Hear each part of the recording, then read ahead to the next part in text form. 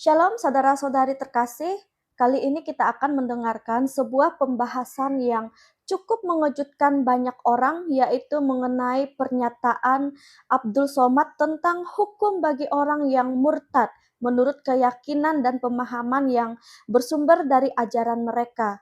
Tentu topik ini menjadi perhatian besar dan menimbulkan banyak tanggapan dari berbagai pihak. Namun pada video kali ini kita juga akan mendengarkan tanggapan tegas dari seorang mantan muslim atau seorang murtadin cantik yang telah meninggalkan keyakinan lamanya dan percaya bahwa Tuhan Yesus adalah satu-satunya Tuhan dan juru selamat yang memberikan keselamatan yang kekal.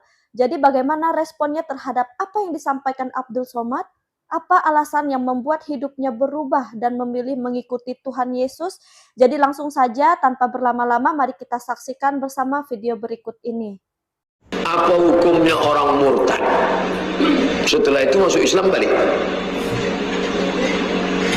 Nalladzina amanu beriman, summa kafaru murtad, summa amanu masuk Islam balik, summa kafaru murtad balik, summa murtad balik, summa zdadu kufran masih boleh.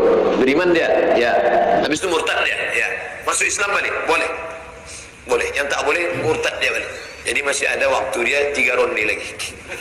Nanti kalau ada muslim dulu, ya nikah dia sama non muslim, murtad dia, mau balik dia balik, boleh. Kau balik lagi baliklah. Tapi kalau kau murtad sekali lagi, la yahillu damu mri'in muslim illa bi ihda salas. Tidak halal darah seorang muslim kecuali melakukan 3. Pertama, an-nafsu bin nafsi, pembunuh. Orang yang membunuh dalam Islam dipancung kepalanya. Yang kedua, as-sayyibuz zani, sudah menikah berzina, dimasukkan ke dalam tanah setengah badannya, lempar batu sampai mati. Yang ketiga, at-tariku lidinihi al-mufariqu lil jamaah, murtad. Mudah-mudahan Allah menyelamatkan anak cucu cicit kita dari murtad. Saya jelasin sedikit ya Bang, karena hidup saya sekarang adalah bagi kemuliaan Tuhan ya Bang. Apalagi ini mengabarkan kabar baik gitu. Karena hidup untuk bersaksi ya Bang ya. Oke, saya jelasin. Saya itu dulu Islam Bang. Saya itu Islam yang fanatik, Islam yang dimana aku tuh nggak suka sama orang-orang Kristen ya. Pokoknya orang-orang yang beda agama sama saya tuh ngerasa gimana gitu. Mereka tuh di mata saya tuh udah jelek aja. Karena saya dari kecil udah didoktrin Bang. Karena saya sekolah Islam, lingkungan saya semuanya Islam. Gak ada orang Kristen Bang di lingkungan saya, di rumah saya itu nggak ada. Keluarga saya juga Islam semua. Jadi nggak ada celah untuk mengenal pengajaran Yesus gitu loh. Ya yang saya tahu Yesus hanya Nabi Isa gitu loh. Ya? Dan ada kesempatan di mana saya punya teman Kristen Bang. Saya nggak tahu kalau dia itu orang Kristen. Nah setelah saya tahu dia orang Kristen, saya tuh marah-marah gitu. Udah kamu nggak usah berteman sama saya lagi. Aku udah nggak mau berteman sama orang kafir gitu. Dan hati saya itu optimis. Pokoknya saya harus bisa menjadikan dia itu orang Islam. Nah itu. Dan dimana saya itu sering menyerang keimanan dia, tapi dia tuh kuat banget sama iman dia. Saya tuh mikir, kok orang Kristen itu imannya kuat-kuat ya? Padahal agama Kristen kan sering dihina, gereja dibakar, sering dimusuhin, dikapir-kapirin, tapi kok kuat gitu loh. Saya berpikir apa sih yang menguatkan dia tuh apa gitu loh ya. Nah, kita cekcok, terus saya tuh ngerasa kesekak waktu itu, karena teman saya menanyakan mukjizat Nabi saya, dan saya tahu cuman Al-Quran dan membelah bulan gitu. Dia tuh ketawa, membelah bulan gimana? Ya saya nggak suka ya Bang ya, karena bagi saya siapapun yang menghina Nabi saya ya darahnya halal, itu agama saya dulu. Ya mungkin nggak semua lah orang Islam itu intoleran. Kalau saya orang Islam yang intoleran gitu. Dan saya tuh tantang Tuhan Yesus waktu itu. Coba kalau memang Tuhan kamu itu Tuhan yang benar, kalau memang Tuhan kamu itu Tuhan yang hidup, kalau memang Tuhan Yesus itu adalah Tuhan semesta alam, tunjukin sama saya, kata saya gitu. Suruh datang ke mimpi saya tantang Tuhan waktu itu, dan luar biasa saya mengalami Tuhan Bang, dimana Tuhan tunjukkan firman yang luar biasa pada saya. Saya tuh niatnya buka Google, saya tuh mau mencari mukjizat Muhammad gitu ya, mau mencari mukjizat Muhammad, karena teman saya nanya-nanya terus mukjizat Muhammad itu apa, dan saya tuh cari tahu, karena yang setahu saya itu mukjizatnya cuma membelah bulan sama Al-Quran aja, itu mukjizat terbesar gitu loh. Malah yang keluar itu Matius pasal 28 ayat 18-20. Saya bingung ini apa. Saya ngetik apa, keluarnya apa, aku bilang. Yesus berkata, aku berkuasa di surga dan di bumi. di langit dan di bumi. Dia akan menyertai kita sampai akhir zaman, menyertai orang-orang percaya. Itu yang membuat saya bertobat. Dan masih panjang sih bang, tapi waktunya udah nggak ada tuh mau habis. Pantas berani pindah agama. Kalau ada orang tua, insya Allah orang tua menentang. Padahal saya bikin PT itu nggak lagi nyinggung-nyinggung soal agama deh perasaan. Iya. Ingat ya, duniawi itu panah loh. Orang tua, saudara, tetangga, sekalipun kamu nggak bisa menyelamatkan saya. Terus apa?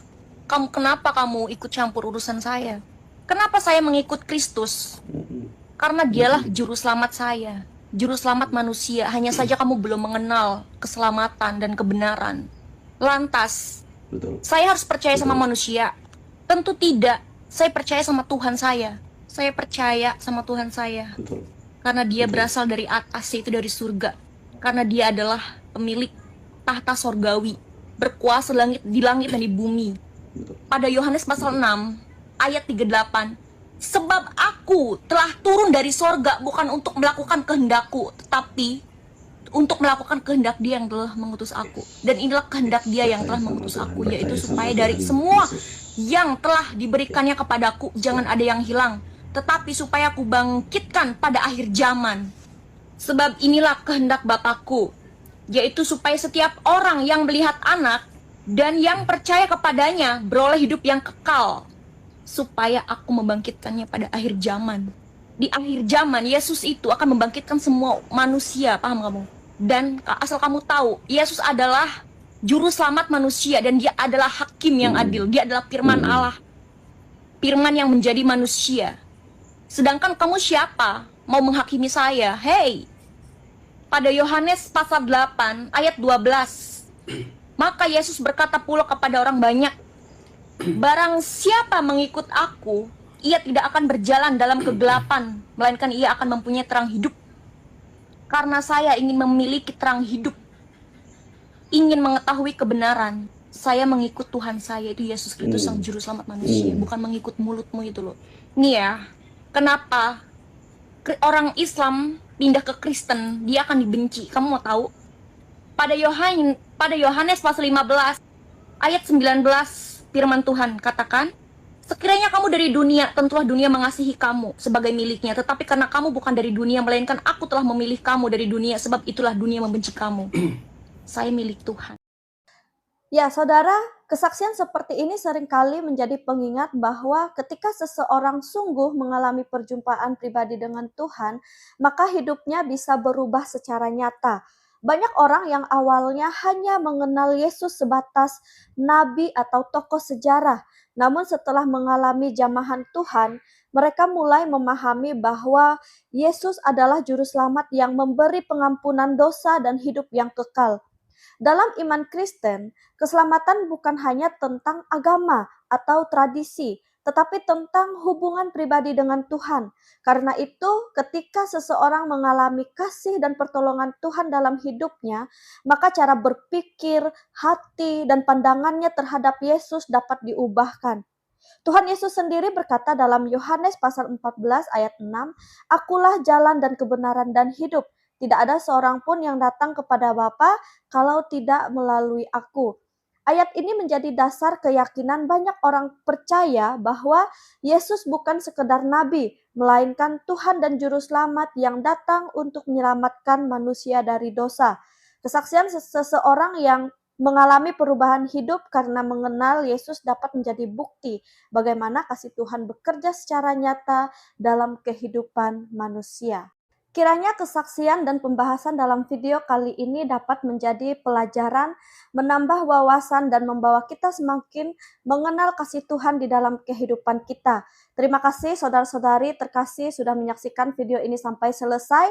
Apapun latar belakang seseorang, Tuhan mampu menjamah hati dan mengubahkan hidup setiap orang yang datang kepadanya dengan sungguh-sungguh. Karena itu, marilah kita terus hidup dalam kasih, menyampaikan kebenaran dengan damai dan menjadi berkat bagi sesama.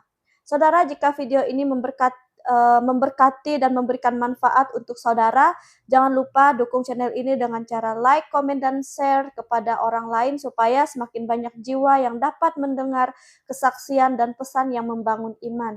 Dan bagi saudara yang belum bergabung, silahkan subscribe channel ini serta aktifkan lonceng notifikasinya agar tidak ketinggalan video-video terbaru lainnya. Tuhan Yesus memberkati kita semua. Shalom.